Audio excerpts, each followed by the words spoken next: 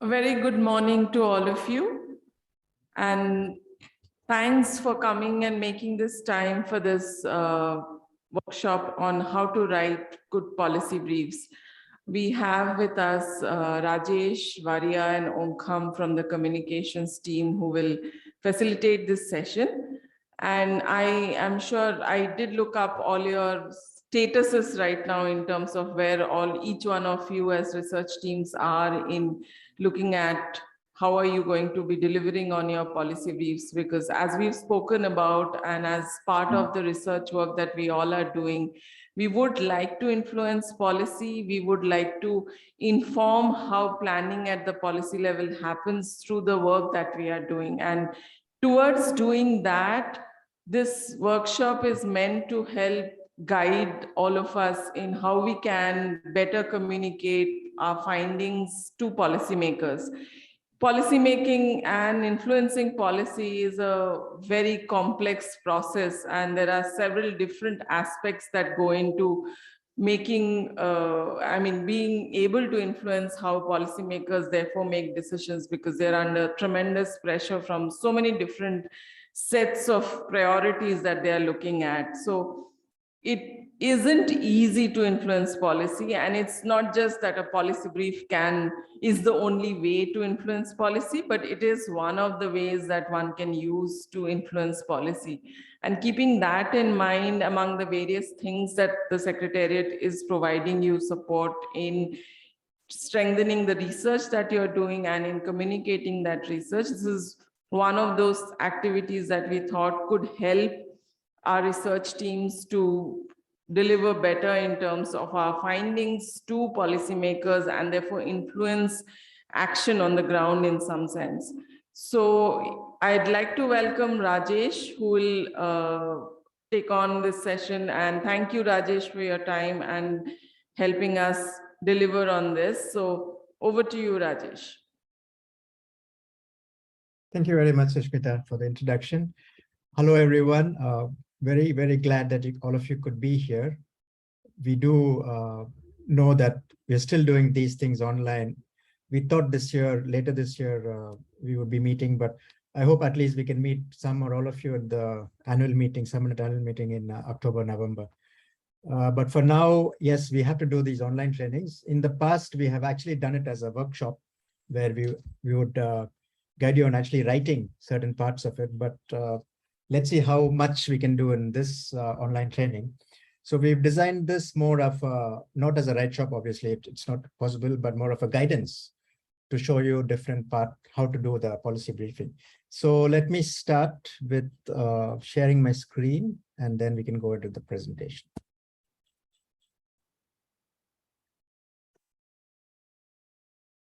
Okay, can everybody see my presentation? Okay.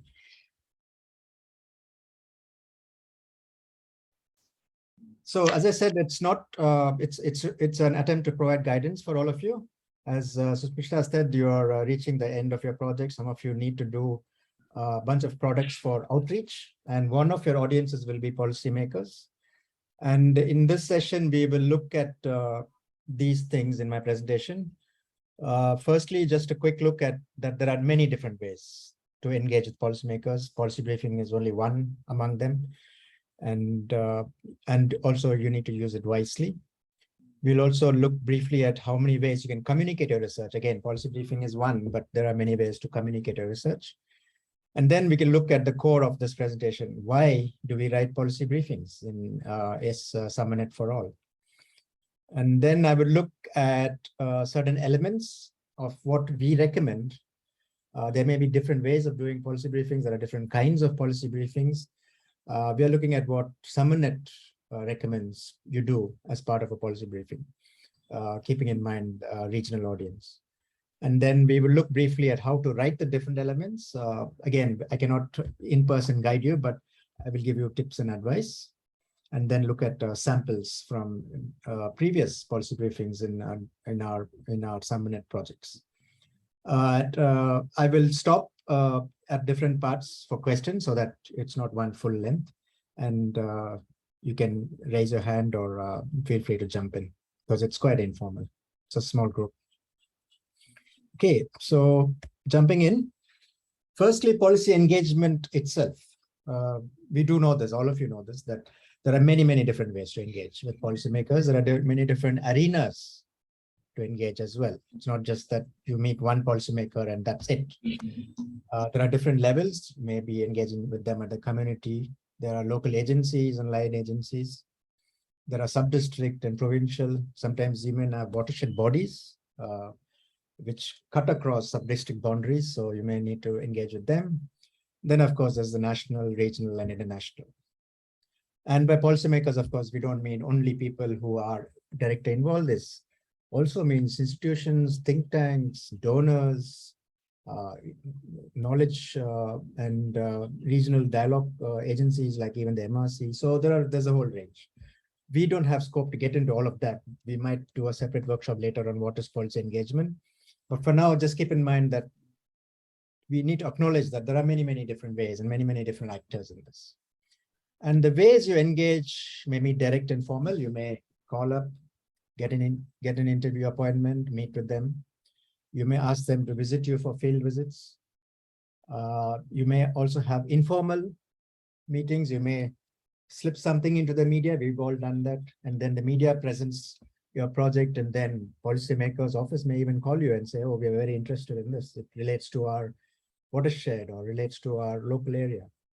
And then, of course, you have civil society and other policy influencers you may know who are connected. And you may also do formal workshops and conferences where you invite people to come, maybe give keynote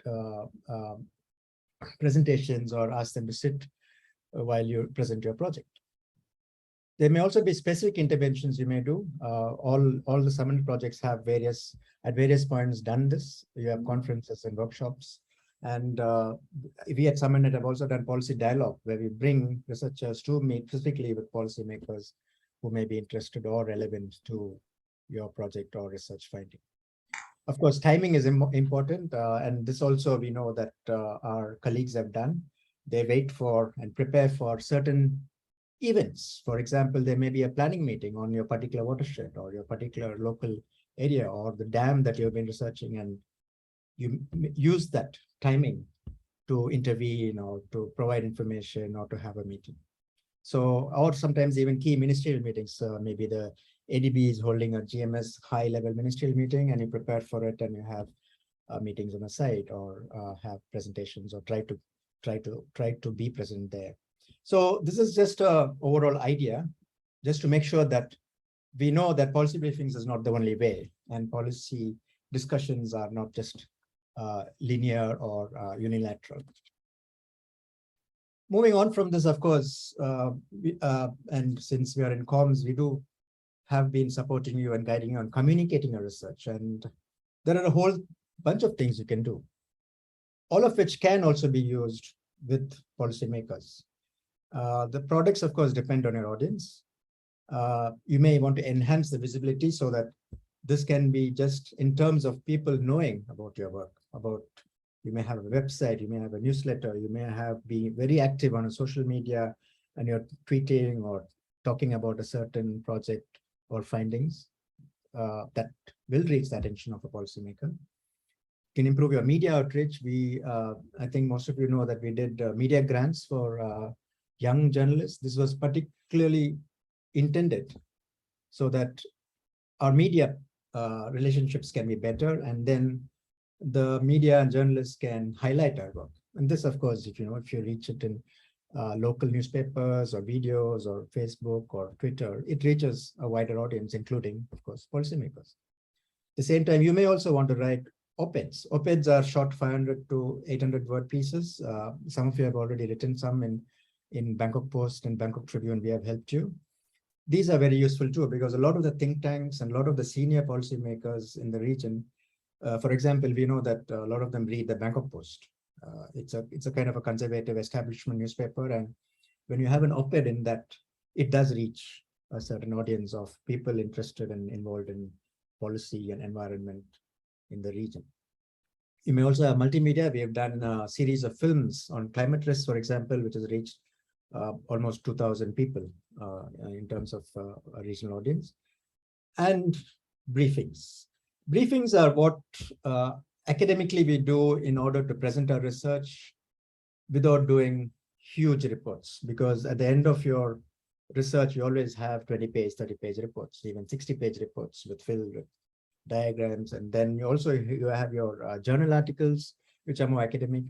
Briefings are intended to break that down, make it simpler and more understandable for a non-academic audience, or a range of academic and non-academic audience. And within this is where sits our policy briefing. These are shorter, policy briefings are shorter, about 2 to 3 pages.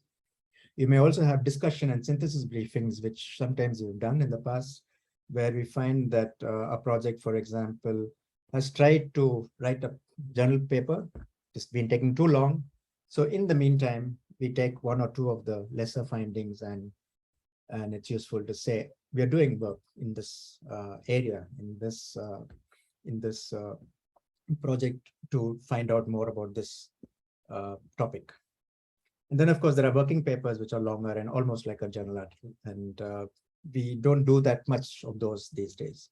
So policy briefing sits among this. It's a kind of it's enough to give a taste of your academic research, talks about your project, and reaches a slightly more sophisticated audience. And the last thing, but for us very important, is translation to local languages. We cannot assume that everybody is good in English. We cannot assume that everybody understands the English that you write. Written English is always more difficult. It's easier to talk to someone over a coffee, but once you give them something in English, it's difficult. So we always make the effort to translate to local languages as much as possible. And within this translation also, we may do flyers, we may do infographics, we may do more colorful things with the content of your research in there. So these are the ways you communicate your research. And as I said, it's good to see this, because then you also have an idea where your policy briefing is sitting in this and how it will matter, because over the course of your research, and especially as you wind down your research, you will be reaching different kinds of audiences. So keep all of this in mind. And if you have missed any of this, come back and ask me. You can ask also, always come back and ask me. Apart from policy briefing, can I do this, Rajesh? Can I do an op-ed? Can you help me? How do I reach an op-ed to the policymaker? And we can help you as well. So now coming to the business part of our presentation. Why do we write policy briefings in our research projects? There has been some discussion in the past. Is it really useful? For SUMERNET, we find it is useful. But again, as I said, it depends. It depends on your audience, depends on the timing, depends on how you use it. But a policy briefing is, we find, generally useful to have. Because one, of course, policymakers are your key audience. In SUMERNET, we are not doing research only for research, where we do a journal paper and then we are done. We try to bridge across, do outreach, reach out to media, reach out to people in policy, reach out to influencers. And for that, we need a little brief. We also know policymakers are very busy. They have very little time. They have many, many interests. They have many challenges. Sometimes you may invite them to a workshop and they might come just for 5 minutes, just to say hi and then go, because they already have another 18 appointments. Secondly, they don't know our subjects in depth. Even environment ministries, line agencies, they have difficulty understanding some things. There is time and effort needed to help them understand things, especially as researchers, we are going a little deeper down in our areas of work. Also important, and we know this, they are focused on what they can do. So how do you best help them is to figure out what is the information they need that they can act on. So there's no point just saying, okay, these are our findings. These are our findings, and hence this matters for this area or this people or this watershed. And what can you do? So they're always interested in what they can do, especially the very sympathetic, more progressive policymakers. So help them to reach that end. And so in order to do all that, having recognized that they're busy, that they don't understand all of our work, they're very focused on actionable things, what we do like to do with our policy briefing, and this is also why we think policy briefings are still important and relevant to do, is we provide them a concise, compelling meaning it's attractive to them. They think, oh, this matters to me. Let me read this. And actionable. What can I do? Question is answered. And it's a summary. So it's not 18 pages with graphs, but it's just like 2 pages. And it helps them to figure out what you're doing, how they can engage, and what they can do as part of their role as policymakers or policy influencers.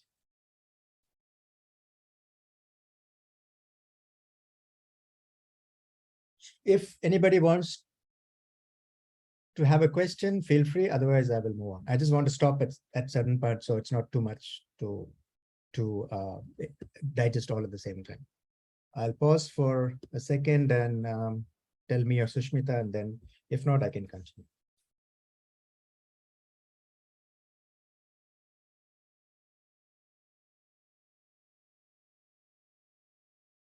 No? Okay. Sushmita, shall I continue? Yeah, please go on, Rajesh. Okay, thanks. Because I can't see the chat box, so I'm not sure. Yeah. Okay.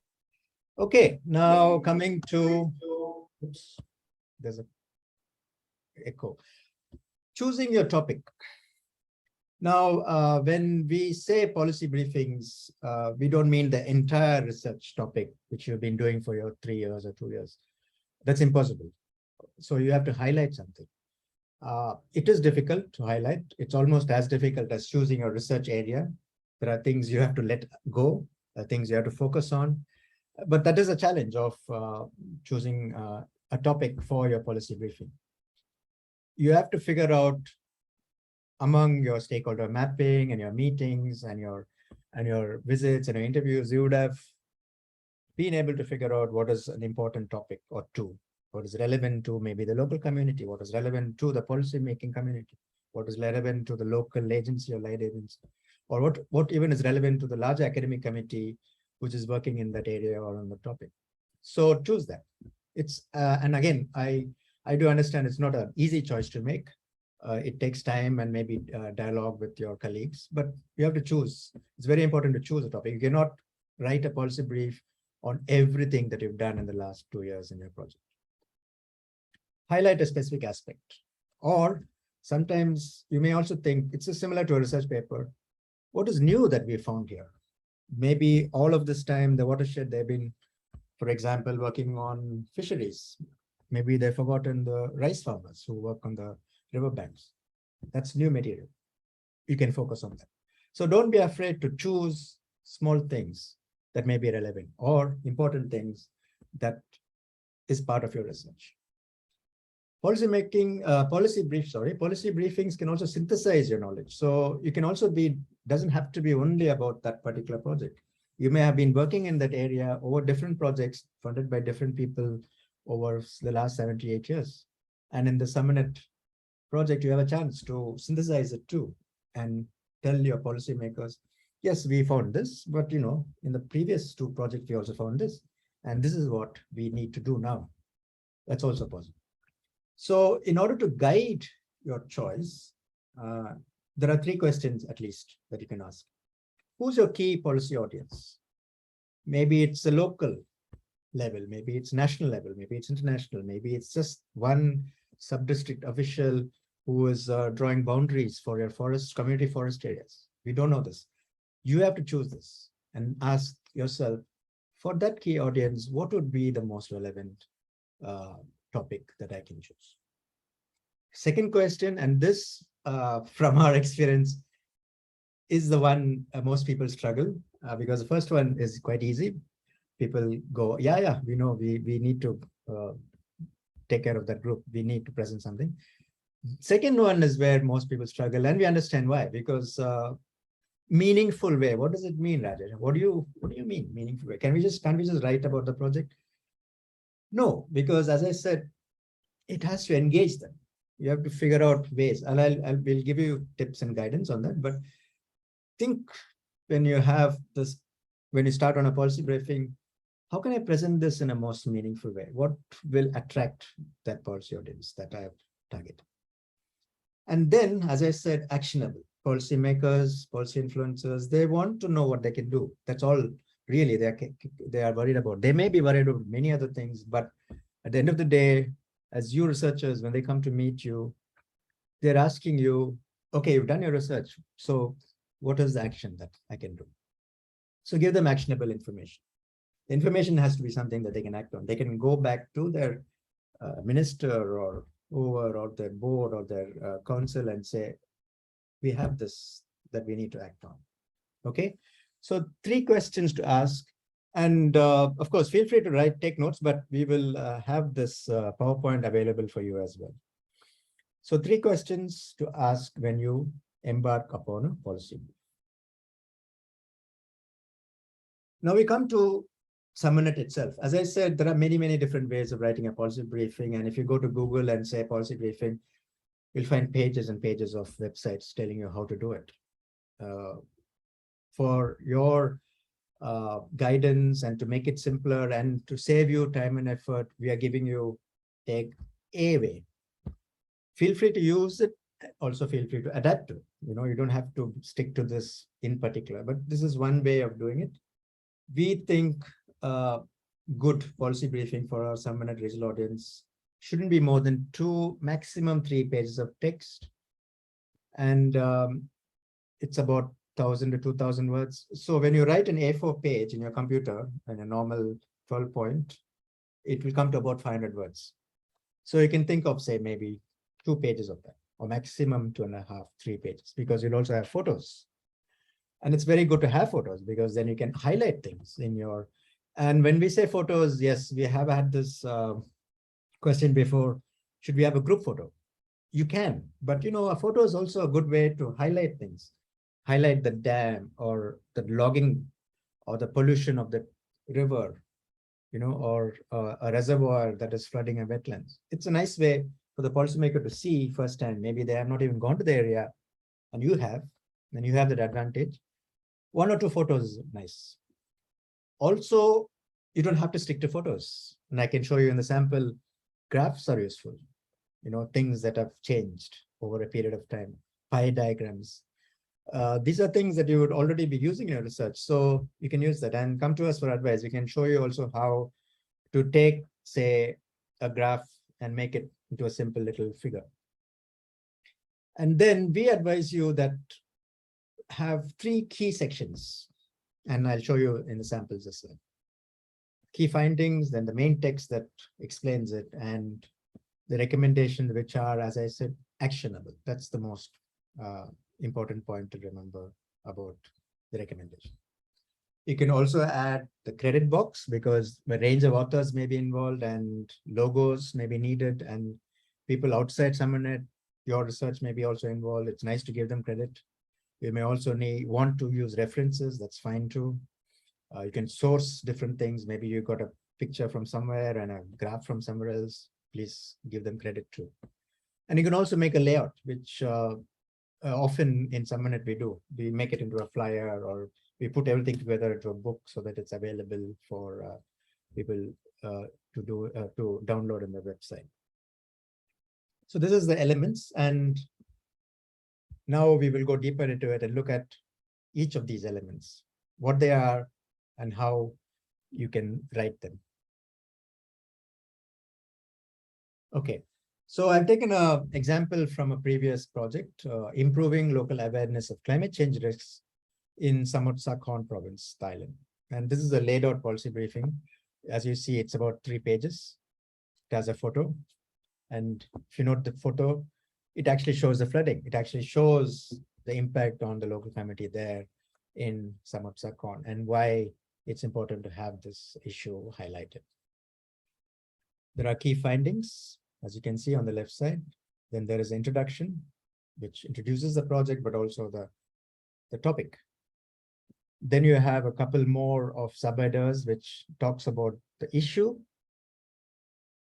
And that's where these authors have gone into the area, Tachin and Kalong subdistricts in Samut Sakhon. What is the situation there? They're living in poverty line, single floor houses, flood impacts them. And then the talks of the second issue, second subheader, you can see the talks of what the research teams have been doing, communicating the climate change risks, and then the policy recommendations. Now we look at each of these in turn, of course, and then there are the notes. As I said, if you may have a need to source some of this material, you can say selected notes and don't put, 3 pages of notes, but just the key citations. And very important, of course, contact, because then they need to know how they can get back in touch with you. Let's look at these in turn. And as I said in previous times, and I missed that very much, we could have actually spent 2 hours on each and had people write. But let's see, maybe we can do it later this year. Okay, key findings. How do you do key findings? 3, maximum 5, make it bullet points. It's about 50 to 80 words per item. Don't do more. It should already be engaging when people look at it and say, oh, it's a very short sentence, let me read it. If you put 3 paragraphs, people are already going to be like, okay, I don't have time.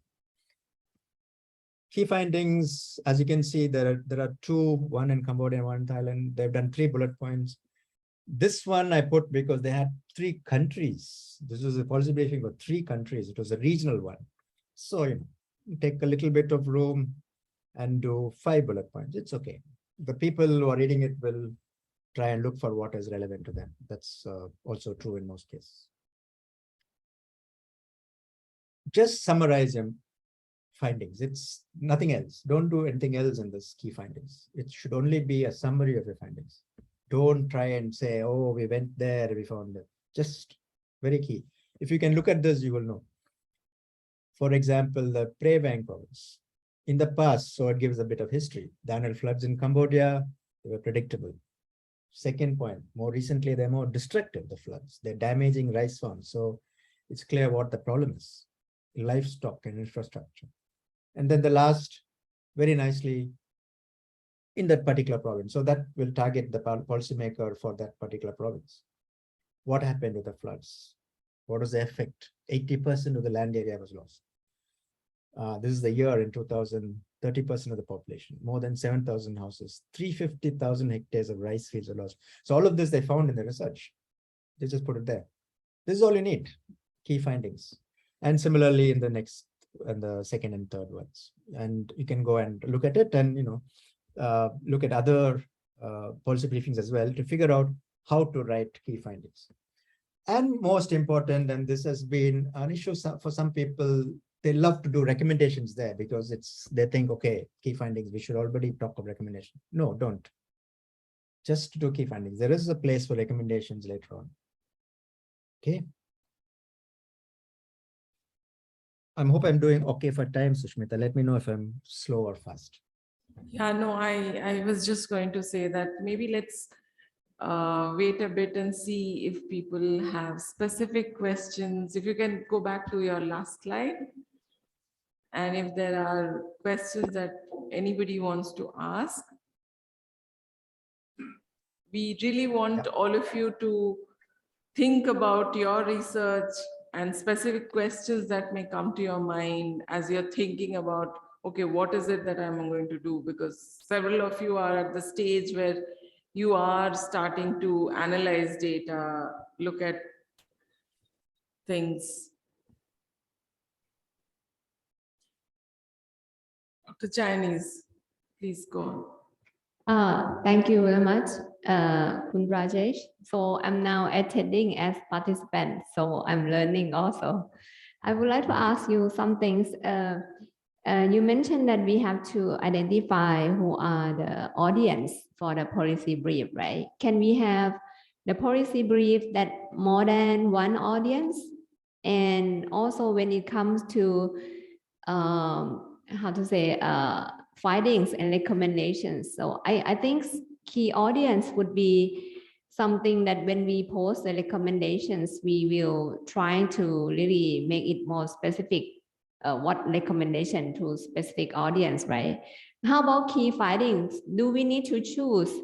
Maybe we have a lot of key findings. Do we need to choose the key findings that may be of interest of that specific audience, or we can actually say everything or maybe key thing that probably not most relevant to that audience, but that's really important in our opinion, but more focus on recommendation to the specific audience.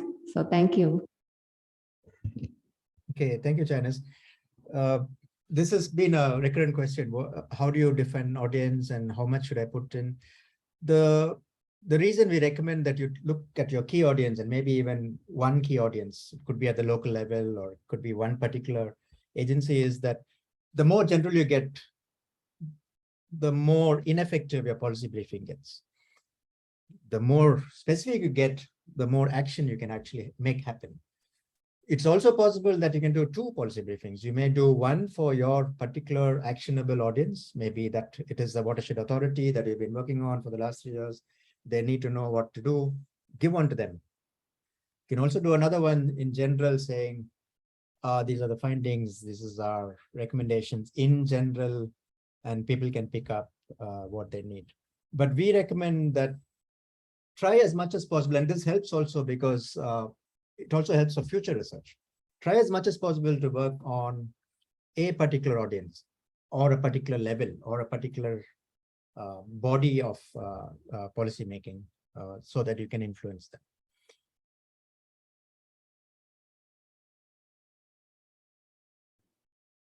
Thanks, Does that Rajesh. answer your question, Janice? Sorry, echo. Yeah. Yeah, you did. So thank you very much. So, and good morning, everyone. So nice to see many colleagues. Okay, so let me continue. I'm almost done. Yeah. And then we can take another set of questions. Maybe it's good that China's asked the question because then people are being now catalyzed to think about these things, right? Yeah. Now, as I said, key findings, no recommendations, just findings. Body text is where it gets a little more difficult to write. We know this, we can help you. There is an introduction and most people write an introduction like an abstract because that's what they're used to. There is the introduction that kind of mixes up with the body text where you're talking of the research itself. We know it's not as easy, but this is how we would suggest. One introduction is just the project info and the context. As I said, context can be the issue, maybe the climate change, the floods, the impact, and what the project was doing. Little bit of conclusion is nice, but keep that optional.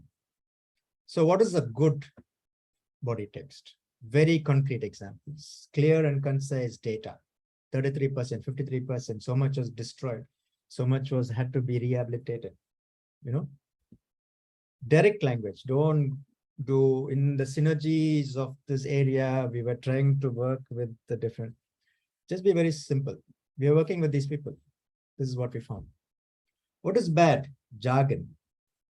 In our attempt to make it more flowery, we add jargon. Don't. Alphabet soups are when you start with the NMT followed by the TMT, when to do the RDS, and then we found that the CWR was not clear. Nobody understands that. Nobody knows, even I don't know what RDS and NBS is. NBS I found was nature-based solutions. Try not to use jargon. Whenever you use abbreviations like here in this example, we always say it, non-motorized transport, because people who do research on NMT think everybody knows NMT. We don't. So think of your audience all the time. And this is why we keep emphasizing audience, because once you know, oh, this is whom I'm writing for, a lot of things, believe me, will get simpler. As I said, put in a graph or a pie diagram. It's okay. It's nice. It helps people to focus attention. It also breaks up the text. It looks that you've done some research, you know, and then you can have the little caption. What is the pie diagram or graph about? And that's okay. So these are how, and again, it would be nicer, of course, for me to personally guide you, but see what you can do with this guidance, you know, good and bad. Concrete examples, bad, jargon, and see what you can do. And keep it simple. You may want to start with 4 pages. That's fine too, because sometimes it's easier to write a lot. And then try and take away things that you think, okay, maybe I don't need it here. I can do another policy briefing later. So that's body text. About 1,000 2,500. So about 2 to 3 pages A4 if you're writing on a computer. And here we come to the key part of the policy briefing. As I said, actionable. Be very specific, as we just discussed with Dr. Chinese. It's possible to write for a large number of audiences, but you may not want to. It's easier and better and more effective if you write for an audience that you think will be interested in solving the problem that your research is working on. Policy recommendations, again, it's a bit like findings. Don't make it so many, 3, 4, 5 bullet points. Some people have written not bullet points, but it's still nice paragraphs that you can read, and it's very simple language. Look at again these recommendations, see how people have done it. So for example, the government needs to recognize the need for more education. It's very simple. You have to do this. The government agencies need to be aware that successful risk communication does not guarantee people's behavioral change. So there is a need for effective risk communication. And then communication models such as a talking format. This has already been explained in the body text what a talking format is. So this is the recommendation. You have to have specific content for specific audience. And so this is the policy recommendation. And then you can put your research project and your contact info at the end so that they know, oh, it came from here. You can also add a bit of details. We were doing this research for the last 3 years in this area, and you can put your contact info. If you have boundary partners who are willing to put their contact info, and in SUMERNET, boundary partners are usually or ideally local policy partners, you can put those as well. We work with these boundary partners, with this line agency or this watershed agency. That's useful too. It helps to know that, for people to know that, oh, you've been talking to the policy people as well. And we have a template. It's available under strategies and tools in the website. Go look at it. This template again is to make it easier for you. Once you have drafted it and you made it into 3-4 pages, put it inside and see how it looks. You have the insert, the logos, the title, the key findings, all of that is there. And of course, we can provide editing and review support. Send it to us, send it to Sushmita, send it to Varya, Om. We can help you with a bit of this. If you think, oh, I can't do the key findings in 3 bullet points, and you send us a page, that's difficult. But if you send us the findings in 3 bullet points, we can help you rephrase it and make it better and polish up the language. Again, as we said in the beginning, this is one output. Also, it's in one language, in English. You may also want to use as to make this 2-pager, 3-pager, and then not use the English language at all. Just translate it and then use your translated language. It's fine too. We don't mind. Again, as we said, it's your audience that matters. If your audience in Lao, in the local level, wants a 2-page flyer in Lao, and they don't really find an English briefing, fine, use the Lao version, So think of that. And I'm done. So we can go to questions now. So just to let you know, we completely empathize. We know that it is difficult, and especially since you're drafting in English. We also know that it's difficult to write non-academic content. A lot of you are very, very good at academic papers and working papers. But it's a question of practice, and we are here to help. So do contact us and let us know. Thank you, Sushmita. Thank you, Rajesh. Thank you. I think that was quite helpful. And I think it might be useful to also just reflect a little bit on understanding who our audience is, because as researchers and from the very beginning, in terms of you designing your research, every one of you have identified your boundary partners. But that's not just the boundary partners, but also when we do a stakeholder mapping, when we look at who is influencing at what levels, that's where your research becomes important, that you're able to identify these are my actors that could potentially influence a policy. And therefore, from the very beginning of doing that research, you're in touch with them. You understand what is it that they are looking, or what is it they're interested from the research that you're doing. And I think that's important when you're actually going ahead and drafting your your policy brief, because then you know exactly what is it that the policymaker is interested in, and am I speaking to that? Because the policymaker will only be interested when they hear that there's something for them which is useful from their perspective.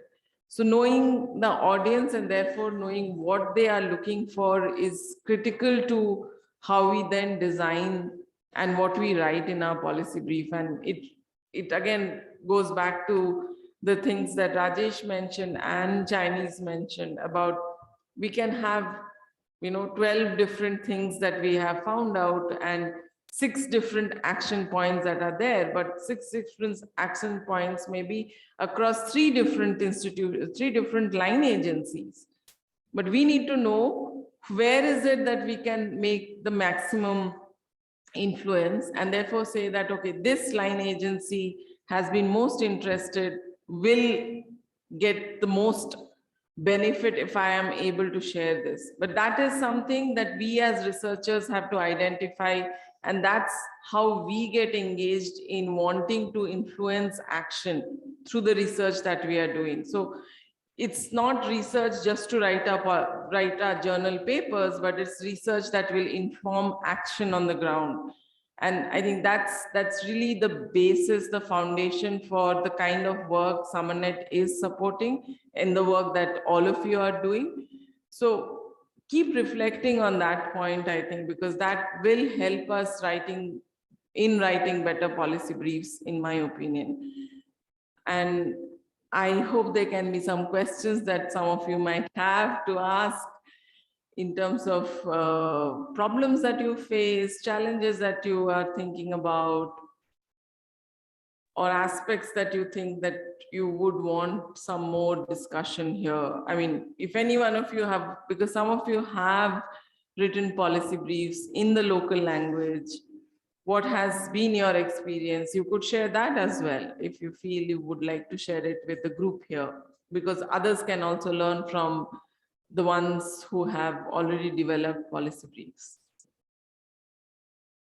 I was exactly the question I was also going to ask. If anyone can say, for example, what has been your biggest challenge? One biggest challenge when you're trying to write a policy brief, that will also be useful for us.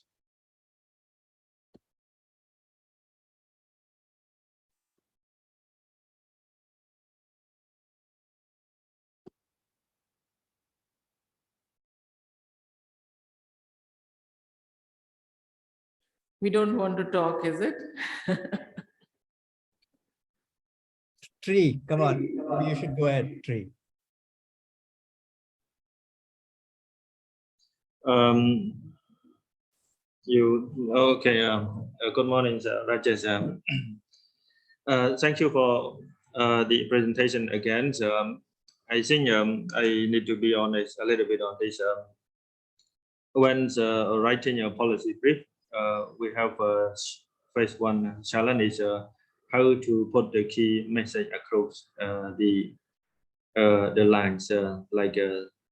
Either we address the central government, either we address a regional body, or either we address some national or local community. This is one of the key constraints that we are often facing when we start working on the policy brief designing, and how can we overcome this? Either we just select only one key message only, and then just present as a policy brief. Somehow it doesn't meet the comprehensive of the policy brief somehow. Yes, that the key challenge that we face so far.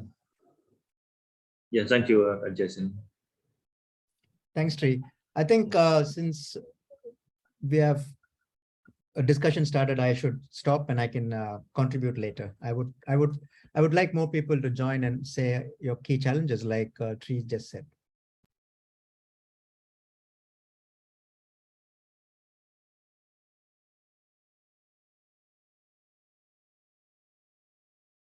Seems we'll have to call out names and people will respond then. Should we start doing that? So why not, since I've just come back from a field trip with the IODA team, either Ulavan or Lamnoy, if you could share a challenge that you have faced in the past or would want to share here. Yes, Hello, Lamnoy. good morning, Kun Rajat. I hope that I can bring you to Vietnam, to our institute, to support us to write the policy week in 1 hour, then return you back to Bangkok. Of course, for the most important thing, I would like to present is that how to write the finding. Write the finding is very key, the key message in the policy week, and also if we have a lot of key finding, like for example 10 key finding, how we will select the good one to present in the policy week. It is the most challenging for us, and also in the way of writing, how to make it to be like the bright finding or be very important key finding. During the time I develop the policy brief, I need to consult you on my, could you please kindly take a quick review for us and give us some comment from the draft, then I can feel confident to continue to do it. Thanks, Lamnoy. Yeah. So maybe I can just take up, both of them had quite similar questions, key messages and key findings. And I think both Lamnoy and Triya are saying there's lots of audiences.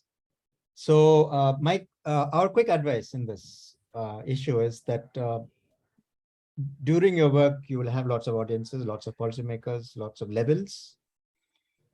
Think of the action that you want taken and when.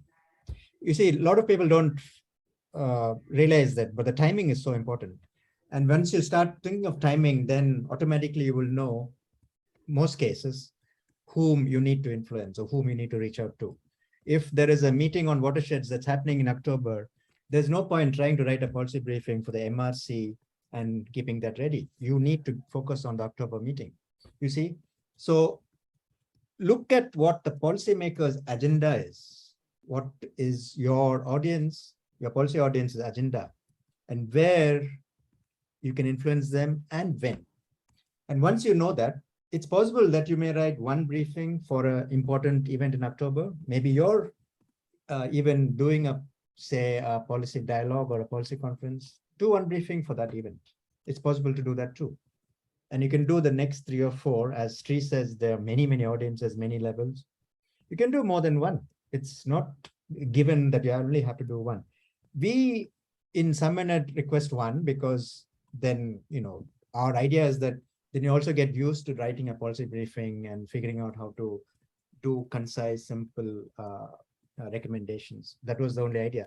We never say only do one and then use it for your policy action. No, you can do many. You can do many for your audiences. You can do short videos as well. You can see if you, Lamnoy, film yourself with the 3 policy actions and you go give that video as a short clip, that's fine too. You see, but that 3 points can come from your policy briefing that you worked on with us. And you've decided, this is how we decided the findings. So think of multiplicity, but focus on the one that you need for now, the action that you need, the timing you need, and the person that you need or agency that you need to act on now. That will help you focus on the different products, because that's how we also build when we talk of communications planning, and some of you have attended my communications trainings. We've talked of timing a lot. We've talked of how strategic you can be. You cannot just say, oh, we're going to do 8 videos and 8 podcasts and 3 flyers. The question has always been, what are you doing it for, and who are you doing it for, and why, right? It's the same thing with the policy briefing. You think of, okay, I need in Cambodia's work, I need for Tonle Sap, I need this by this time for this policy making agency or body. Get that done. The rest of it you can worry later. You can do 2, 3, 4 maybe later. So to summarize, think of timing and think of actionable things that you want done to solve your research problem. And to add to what Rajesh was just now mentioning, I'd also like to say that when you're making your recommendations, make them concrete, which Rajesh had on his slide as well, that you have to have concrete actions. Broad brush conclusions mean nothing for a policymaker. They already know all of that. They are drafting n number of acts and policy documents every other day. But what is that concrete action that your research is saying? That should be the recommendation, and that's what you need to glean out of the findings that you therefore make. So that's very, very critical when you're developing a policy brief. So keep that in mind as well. And like we've said, we are here to help and support. Please feel free to come back to us with your findings or with things that, or a very rough draft of what you think you want to share with the policy maker. And it'll be always good to also sketch out who your policymaker is, or what is it that the policymaker is looking for according to your understanding, and therefore you're saying that, okay, these are the things I would want to do. There's a question in the chat box from Ban. You could go ahead and speak, Ban. Good morning. Thank you very much for the very interesting presentation. And for the policy brief, I would like to study about the recommendation. You said recommendation, something should be actionable and suitable for the audience. So in our case, if we found something should be done more than 3, so how can I choose the ones should be present in the policy brief, with the important one or the one should be mentioned at the present time? How about the action should be, we think should be done in the future? So I'm still thinking about that. Could you please help me with that? Thank you. So Vanpam, can you tell me the 2 actions that you need now and later? Oh, that means something like for our project, if I would like to write the policy brief to the Agriculture and Rural Development Organization. So like for the present time, we can mention about how to organize farmer group to manage the water service. And for later, we may think about how to build the canal or the structure, infrastructure, so something like that. So I'm still concerned which one should be mentioned at the present time. Yeah. So because I think if we think and we mention one time, maybe difficult for them because they still cannot do at one time, at 1 year or 2 years. Also, how can I make something is simple for them to think, to take into account, and they may think about that and do that later. That I'm thinking about. Yeah, thank you. Thank you, Vanpam. Excellent example. So it's also possible to write, and of course, a canal requires budgets and approval and a cycle of its own. And you cannot just say, please do the canal in 3 months. So absolutely true. Meanwhile, a farmers group may be easier to do. You're already there. Farmers are there. They want to do the group. Excellent example. We would suggest put 2 sections, immediate, long-term. Make it very clear so that the policymakers or the license is also not pressured into it. You can also put it there, and we understand that this will take budgets, this will take consultations, and the long-term can be done later. But for now, please help us do the farmers groups, because, you know, if the farmers groups are done, that will also help us in framing the design of the canal, make sure that nobody is flooded, make sure the rice farms are protected, make sure the local community forest is demarcated. So you can say all that. Please make 2 sections. It's okay. That is what we actually emphasize, that this is very clear thinking about action, right? What action do you want when? See, and then you've already helped figure out where that is going and what audiences. You can also do 2 policy briefings, but we would suggest, since most of the other things will be the same, you can do 2. Immediate action needed, please. Long-term action in the next 2 years, please. It's okay.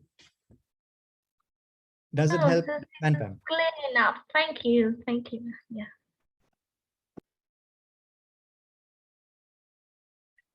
Yes, Thai, you can go ahead and share what you wanted to say. You have to unmute yourself, Thai. We can't hear you. Yeah. Yeah. Good morning from Vietnam. Nice to meet you all, and very interesting presentation from Rajesh Daniel. Thank you very much. I have a quick question related to the project that we are doing in Vietnam and Cambodia with TREE. I am writing the policy brief now, and my question is related to the recommendation. In our finding, we doing research in how to empower women in participation in water management, and we find that the most barrier for women involvement related to culture or social belief. That is the most barrier what we find, and we want to include in the recommendation, but we know that it's related to culture and social belief, so it's very hard to do it in a short term, and not only one stakeholder can do it, but it needs to involve different stakeholders, and also it needs long term.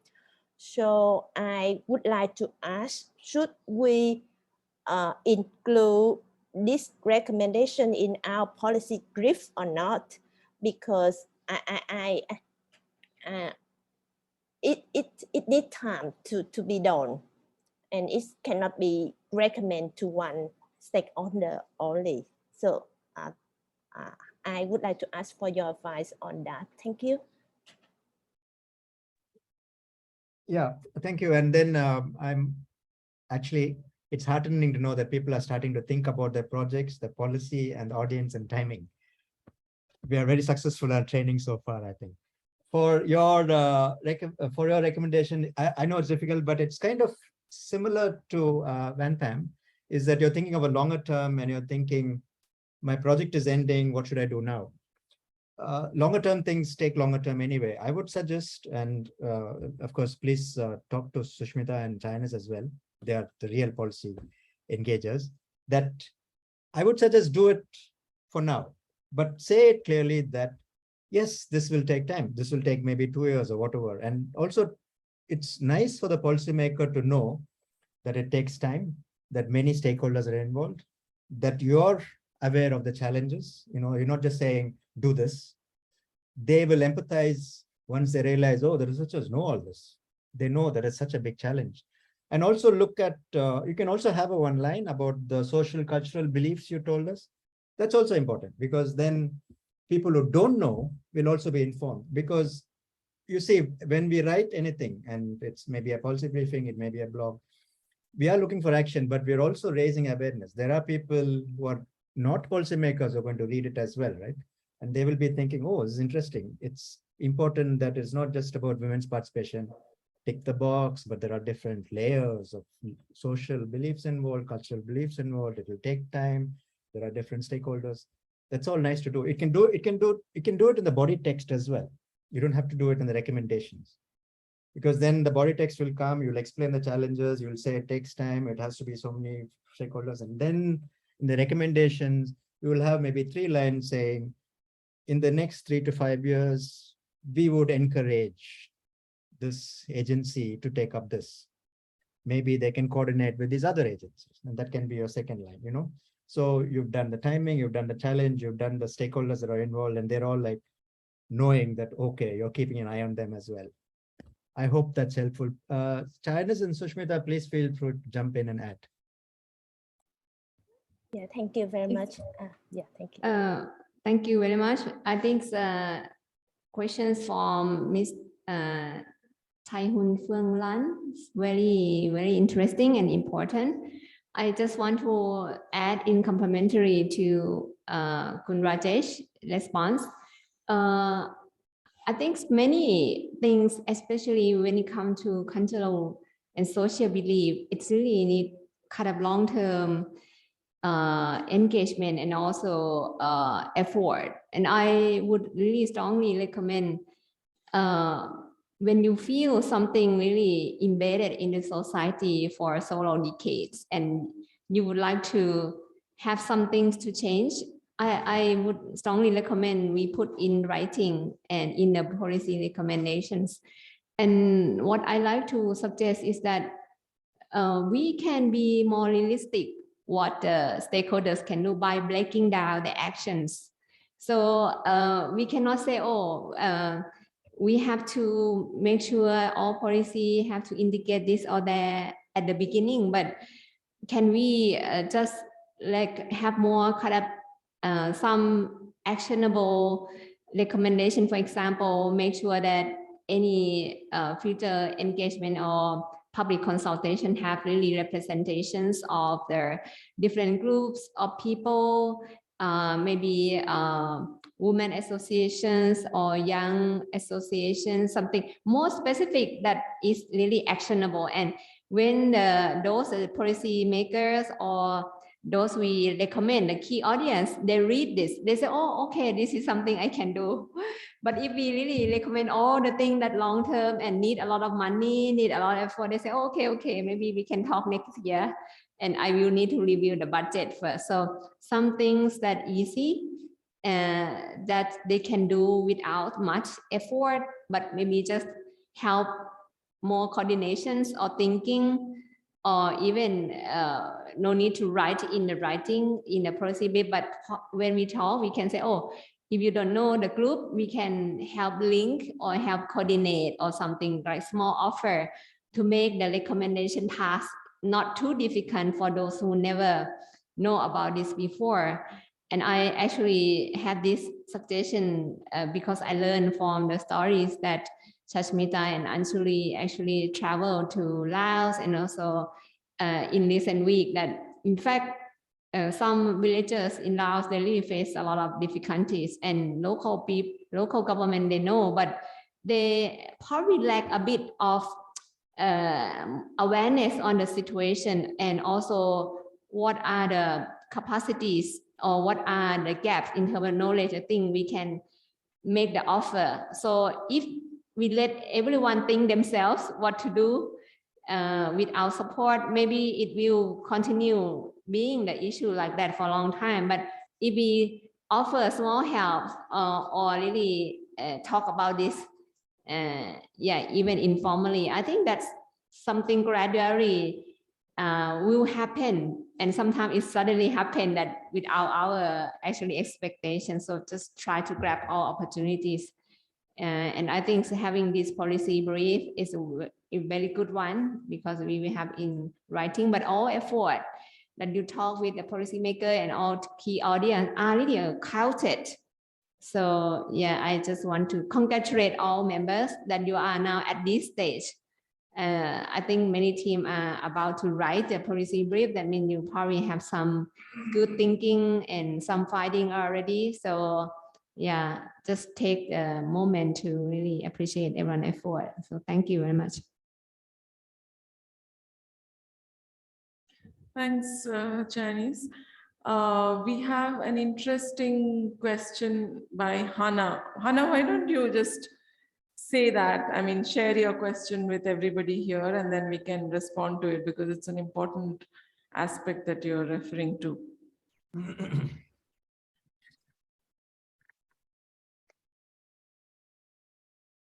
Is Hannah around? Hello, hi everybody. I couldn't turn on the camera, so I hope just to talk. And well, I haven't really written any policy brief before, but I did run a campaign with a clean water initiative in US. And I wonder how can we talk to the policymaker, because I can see on their table there's so many policy briefs, and so how can we approach them and talk briefly about it so they get their attention on the brief that we just hand them. Thank you. Okay, I can quickly answer that, Anna, by going to my very first slide, if I can. It can go. Yes. So, okay. So this is why we started with this slide, and we said that policy briefing is only one way. You need to think of, and you may have done many of these already.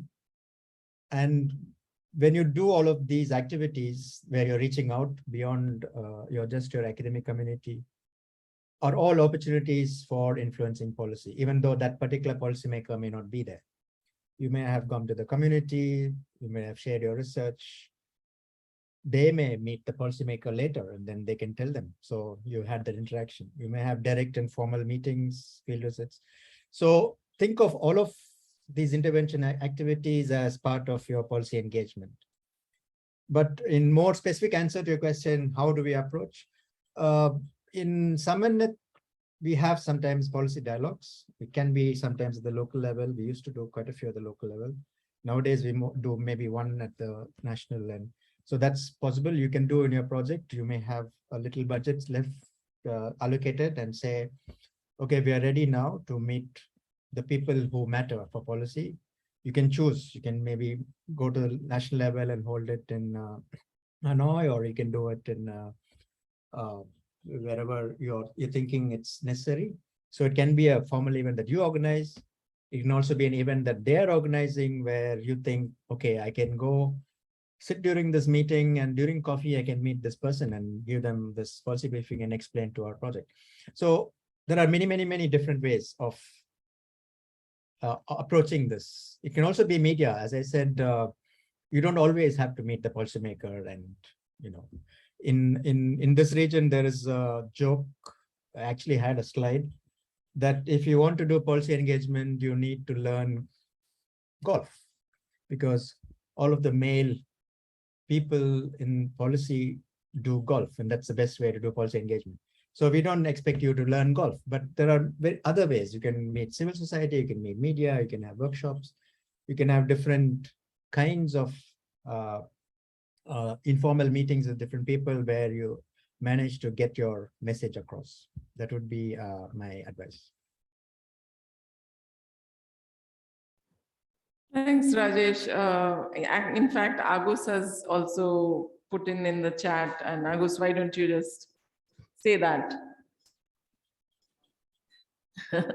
No, I just remember that we used to have opportunities for partner to try out the best 1-minute elevator pitch. So they can imagine they meet a policymaker in an elevator and they have exactly 1 minute to say about their project and to kind of attract the interest of the policymaker. So we used to have that kind of opportunity, but unfortunately we don't have the face-to-face opportunity anymore. So we haven't got the chance to do that more. Yeah. Yes, thanks, Agus. That was we used to do the role play where one of us would be a policymaker, another person would be a researcher, another person would be a media, and I think we even gave prizes for the most effective pitch. We can do that next year if COVID gets better. And can I just answer this one question about timing of the publication of the policy brief? This is what we told you earlier as well, that the timing is so important. And that's part of your policy outreach, that you already know which timing is important. You cannot, the end of the project doesn't always coincide with the policy action. You should already be aware that these things are happening this year. And when you do stakeholder mapping, even the policymakers who are coming to, and your boundary partners, they may even tell you, look, we are having this meeting in November, 1st November in Hanoi. and you really should come and present. So mark that date in your calendar. Whether you have a policy brief ready or not, you see, this is what we also emphasize. The briefing that you produce is SUMERNET's way of helping you make sure that you have something in hand. But you may also just have notes and just go and go to the meeting and do your, as I say, pitch, and tell them, look, this is what we found. We'll come back to you with a policy briefing, but for now, this is important that we are here and that you listen to us about this project and these solutions. That's also possible too. Do not always think that you need to have a policy brief for every interaction. You can have short videos. You can have a small clip in your phone and go to the meeting and tell them, look, this is what's happening. They've been flooding the rice fields. What are you going to do about it? Okay. We're also trying to help you enlarge your thinking about policy engagement itself. It's a pity we haven't had that session yet, but we will soon, where we will look at policy engagement. Then maybe you'll realize why a policy briefing is just one part of it. It's many, many things that you can do in order to get your research out there and get action for your concerns out there.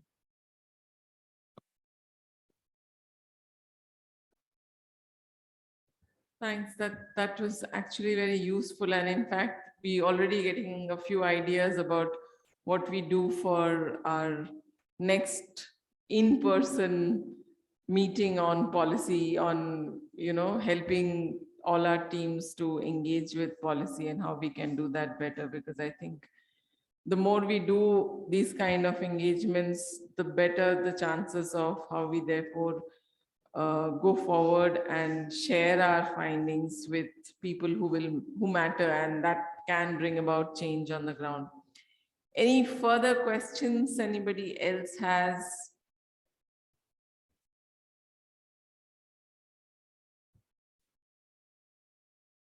Ask when are, and I don't know this, Agus may know, when are we expecting drafts so that we can also help clear some schedules for providing support for you guys.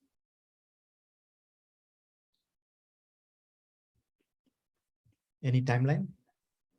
Agus, Chinese?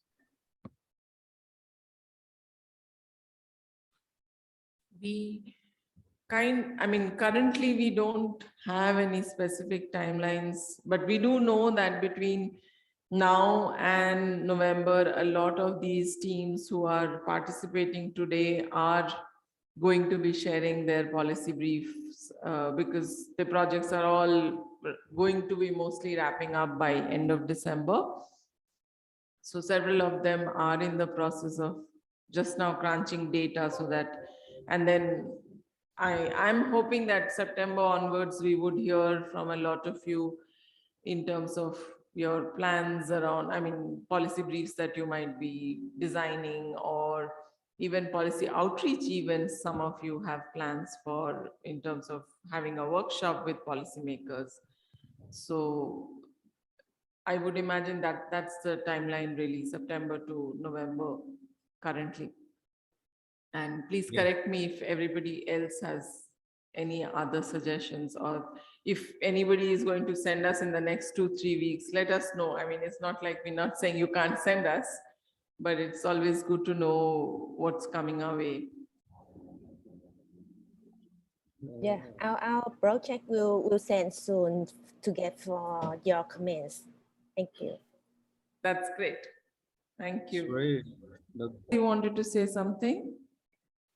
I just would like to encourage our members here, our researchers, the team here, don't feel that what you are now doing is nothing or cannot influence the big policy makers. SUMERNET did not expect you to really change the world in one day or by yourselves. But I really feel that the way we work together, collaborate on the SUMERNET here is we would like to learn what you feel are important and what you feel realistic for the research project can do in order to contribute either by engaging with local communities or local government or some local politician, or even if someone who have the connections to the ministry, they can propose the idea. And by working together here, we actually work as a consortium as a whole. And we may not be able to reach the top level in the country or politicians that have really biggest say in the policy making process. But by doing this together and take it in the way that we exchange information and learn together on a technique, on the way, and also on the connections, I really believe that we actually could make a lot of change. And just to give examples, if we cannot really influence the change, whether the dams or the big infrastructure development could be taking place or not, can we influence the design of that particular investment? If we cannot influence the design of the investment, can we actually influence the decision how the compensation could be made? And if we cannot do that, also because we don't have any capacity connection, can we try to really influence the local government how to support the local community for adaptation? So, and if we cannot do that, can we actually engage with local communities to see what are the self resilient or mechanism that can they help themselves? So I think there are wide range of things we could do to really help the situation out. It really depends on our capacity, connection, and I would say individual connection here. When we get together and combine it, it really big mass of the power, and we could make really big change. For example, using the media and the public, could Rajesh say, oh, this is really probably beyond. And I would argue that a lot of good things, the communication team here and what we are now discussing could influence a lot to the public, to the media, and use of the communication mode. Because the politicians, they actually care very much about the voting and the election. So if we could really make the case that what are to be done and the decision to be made actually really trickling and making people either benefiting or really impacting, and with the evidence to support, I really believe that we could make really big change. Even it may not attribute as a work of SUMERNET or individual research project, but we should be very proud of that we are one of those who make the voice and one of those who really share the evidence with the number, with some supporting document and information, not only subjective things, for the public to debate and have more stories about this to discuss. So I think we are all contributing to the change. Thank you. Thank you, Chinese, for, I mean, that's almost like providing some of the closing remarks for a very interesting and exciting session that happened. It was almost organically flowed into the conversation. So thank you so much for those thoughts around how, and like we have said from the very beginning, policy, influencing policy is a very, very complex process, and policy briefs are just one peg to anchor your findings on. It's not the only thing that will change policies and that will influence or inform what action gets taken on the ground, but it's one of those things that can be done. And you as researchers, you as locals who are in the context, seeing the ground reality, are really the best people in terms of figuring out what's happening and how we take that forward. So let's keep that in mind, that policy briefs are a tool that is helping you synthesize and get your ideas together as to what is it that you really want to communicate to the policymaker. It's one way of doing it. The same things can be done through a video, it can be done through a policy event, it can be done through a conference where you're meeting the policymaker, for example. So there are a whole number of ways in which this can be done, and policymaking is very fuzzy and a very complex process, as we all have through our work and through the kind of things that we've done in the past realized as well. But we are trying to see that how the research that's happening, that's being supported by SUMERNET, how that can have some influence and some impact on policy making. And that's where we see that some of these ideas and the session that we just now did would help you synthesize those findings and take it forward. So as we close this session, Agus has shared a link on the chat box to share your thoughts on what you thought of this session, so that it helps us improve as we think of more of these kind of workshops, not just online, but going forward, hopefully also in-person workshops, maybe in-country workshops, because several of you are in specific locations, and we could think of getting all of you together in a specific location and do some of these workshops as we go forward. So please do spend some time. And Agus, would you want to share your screen and show the code so that Rajesh, yeah. Thank you. So as we close this session, it will be good to have your feedback on what did you think of this session? Was it any useful? What are things that we could improve on going forward? And that would be really great.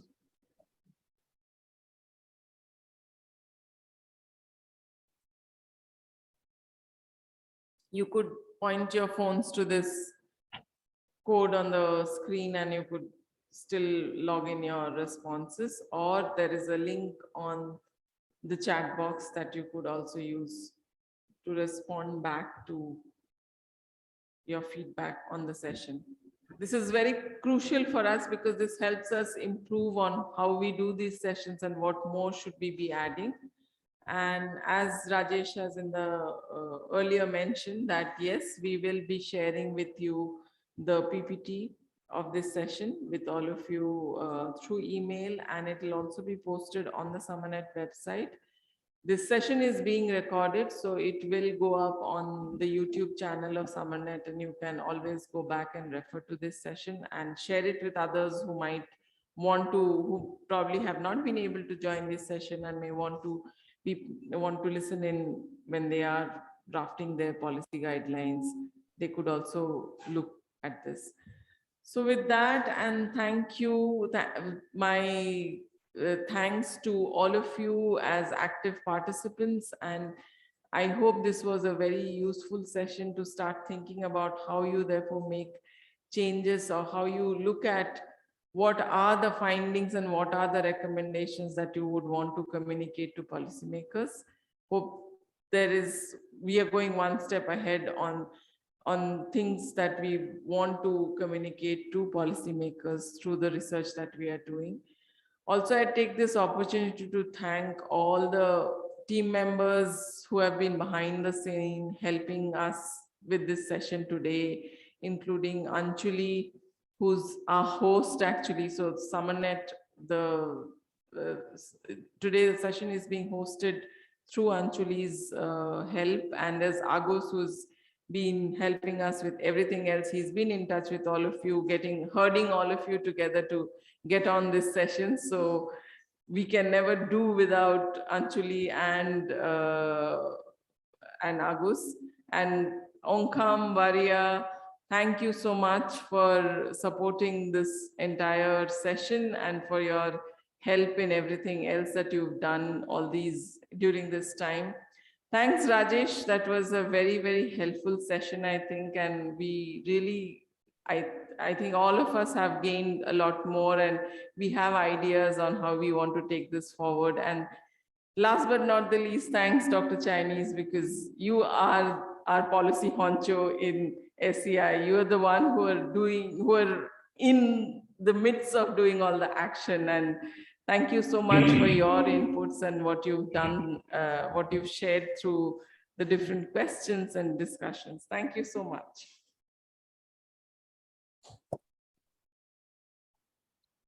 Bye-bye. Thank you. Thank you. Bye-bye. Bye-bye. Thank you so much. Thank you. Thank you. Thank you. Bye-bye.